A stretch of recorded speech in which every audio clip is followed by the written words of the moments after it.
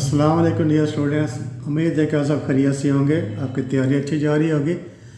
तो आज की वीडियो में हम डिस्कस करेंगे 9th क्लास उर्दू का जो पेपर है उसकी pairing scheme for the year 2024 for all education boards इन पंजाब।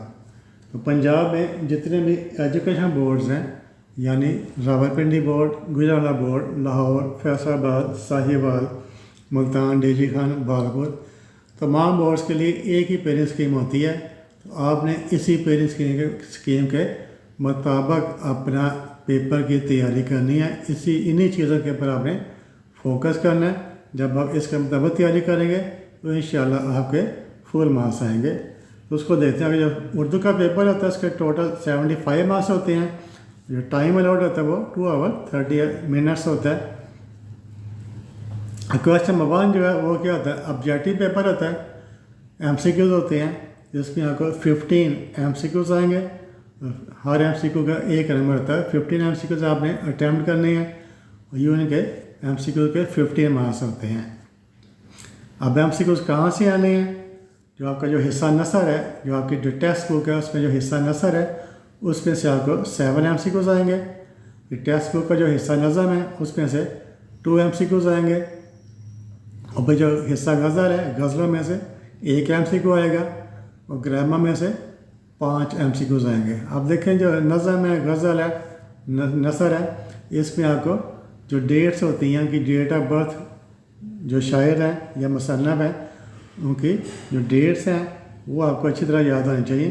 और डेट्स में से भी आपको MCQ पूछ लेता होता है कि फ़लाँ शायर और फ़लाँ मुसन्नफ़ किस तारीख को या किस शहर में पैदा हुए थे। फिर नेक्स्ट पार्ट होता है सब्जेक्टिव पार्ट। तो सब्जेक्टिव पार्ट में जो क्वेश्चन नंबर 2 है, तो क्वेश्चन नंबर 2 क्या होता है, अशार की तशरीह होती है। इसके 10 मार्क्स होते हैं। तो आपकी बुक में जो अशार हैं नज़म के और गज़ल के उस अशार दिए होंगे उनकी आपने तो तशरीह करनी है। वो देख लो कैसे होने। तो हिस्सा नज़म है, हिस्सा नज़म में आपको 4 अशार दिए होंगे, उनमें से आपने कोई से 3 अशार की तशरीह करनी है। हिस्सा नज़म में से 4 अशार आपको दिए होंगे, उनमें से आपने कोई से 3 अशार की तशरीह करनी है। ठीक है, तो 2+2+ यानी एक शेर के 2 नंबर हैं, फिर दूसरे शेर के 2 नंबर हैं, फिर तीसरे शेर की तशरीह के 2 नंबर हैं। हर तशरीह के 2 मार्क्स होंगे, तो उनके 6 मार्क्स हो जाएंगे। जो हिस्सा गज़ल है उसमें आपको 3 अशार दिए होंगे, उनमें से आपने कोई से 2 अशार की तशरीह करनी है। इनके भी 2+2 4 मार्क्स हो जाएंगे। तो आपकी जो तशरीह है कम अज़ कम आधा सफ़ा की होनी चाहिए। हर शेर की तशरीह कम अज़ कम आधा सफ़ा इतनी तशरीह होनी चाहिए। अगर ज़्यादा लिखें तो और ज़्यादा बेहतर है, लेकिन कम अज़ कम हाफ पेज आपने ज़रूर लिखना है तशरीह में। जब आप तशरीह लिखते हैं तो उसमें आपने जो शायर है उसका नाम भी लिखना होता है, गज़ल का नाम भी लिखें, शायर का नाम भी लिखें, उसके मार्क्स भी होते हैं।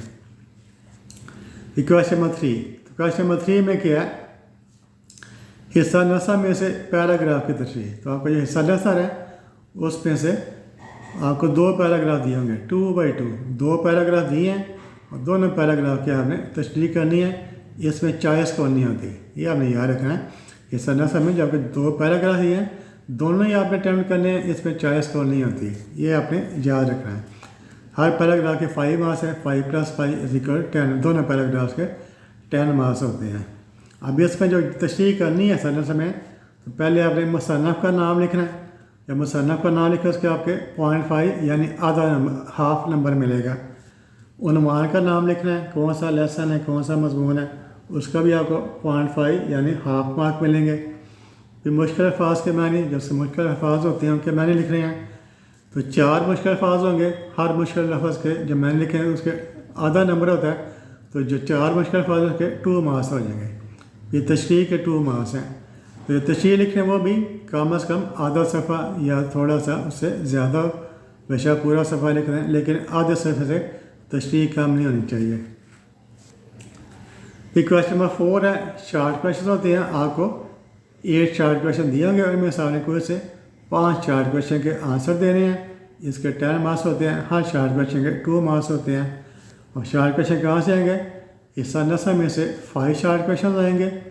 حصہ نظر میں سے 2 شارٹ کویشچن آئیں گے اور حصہ غزل میں سے 1 شارٹ کویشچن آئیں گے. ٹوٹل 8 ہوں گے. ان میں سے آپ نے کوئی سے 5 شارٹ کویشچن کے آنسر لکھنے ہیں. پھر کویشچن نمبر 5 ہے حصہ نثر کا خلاصہ. حصہ نثر میں جو آپ کے مضمون ہیں لیسنز ہیں ان میں سے آپ کو 2 دیے ہوں گے. ان میں سے آپ نے کسی ایک کا خلاصہ لکھنا ہے. ٹھیک ہے. جو خلاصہ ہے وہ 1 سے 2 1 صفحے کم از کم 1 صفحے کا ہونا چاہیے. آپ نے جو حصہ نثر کا جو خلاصہ لکھنا ہے وہ کم از کم 1 صفحے کا ہونا چاہیے. اس کے 5 نمبر ہیں 5 مارکس.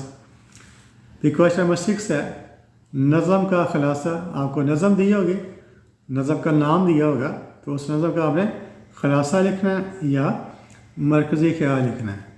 ٹھیک ہے. تو مرکزی خیال لکھنا آسان ہوتا ہے, تھوڑا ہوتا ہے, کام تھوڑی محنت کرنی پڑتی ہے. اس میں جلدی یاد 4-5 لانی ہوتی ہیں. تو اس میں چاہے آپ جو آپ کو ایزی لگتا ہے تو چاہے آپ نظم کا خلاصہ لکھ دیں یا اس کا مرکزی خیال لکھ دیں, اس کے بھی 5 مارکس ہوتے ہیں. اس میں بھی چوائس کرنی ہوتی ہے. تو اس میں جب خلاصہ لکھنا ہے کسی نظم کا خلاصہ لکھنا ہے یا مرکزی خیال لکھنا ہے تو اس میں آپ نے کیا کرنا ہے شاعر کا نام لکھنا ہے. جب شاعر کا نام لکھیں تو اس کا 1 نمبر ہوگا. جو خلاصہ لکھیں یا مرکزی خیال لکھیں اس کے 4 نمبر ہوں گے. یہ آپ نے یاد رکھنا ہے کہ آپ نے شاعر کا نام لازمی لکھنا ہے. اگر نہیں لکھیں گے بے سمجھے آپ کا 1 نمبر کٹ گیا ہے. پھر کویشچن نمبر 7 ہے. تو اس میں بھی آپشن ہوتی ہے, یا تو آپ نے درخواست لکھنی ہے یا خط لکھنا ہے. تو چاہے آپ جو درخواست ہیں وہ تیار کر لیں, چاہے آپ خط تیار کر لیں, اس کے بھی 10 مارکس ہوتے ہیں. کویشچن نمبر 8 اس میں بھی چوائس ہوتی ہے, یا تو آپ نے کہانی لکھنی ہے یا مکالمہ لکھنا ہے. تو کہانی لکھنا آسان ہوتا ہے یا مکالمہ لکھنا جو آپ کو ایزی لگتا ہے وہ آپ کوئی ایک تیار کر لیں, چاہے آپ کہانی تیار کر لیں چاہے مکالمہ تیار کر لیں. اس کے بھی 5 مارکس ہوتے ہیں. پھر کویشچن نمبر 9 ہے. کویشچن نمبر 9 کیا ہے جملوں کو مکمل کرنا ہے یا درست کرنا ہے. یعنی فل ان دا بلینکس ہوتا ہے کہ جملے کو آپ نے مکمل کرنا ہے, آپ نے جو غلط جملہ دیا اس کو آپ نے درست کرنا ہے. یہ بھی 5 مارکس ہوتے ہیں. ایک کہاں سے آئیں گے جو ضرب الامثال ہوتی ہیں. گرامر کی جو کتاب ہے آپ کی گرامر کی بک ہے اردو گرامر کی بک, اس میں جو ضرب الامثال ہے ان کو آپ نے تیار کرنا ہے. جو جملوں کی درستی ہے ان کو آپ نے گرامر کی بک میں سے انہیں میں سے آئیں گے, ان کو آپ نے تیار کرنا ہے. تو یہ آپ کا جو 9 کلاس کا اردو کا پیپر ہے یہ ساری اس کی پیری اسکیم تھی.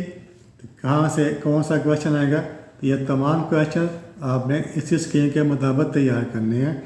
یہ اسکیم کا فائدہ کیا ہوگا, آپ کو پتہ چل جاتا ہے کہ کون سے کویشچن آنے ہیں, کون سے کویشچن یعنی کس طرح کے کویشچن آنے ہیں, یعنی کہانی آنی ہے, مکالمہ آنا ہے. آپ اس اسکیم کے مطابق تیاری کریں تو انشاءاللہ آپ کے فل مارکس آئیں گے.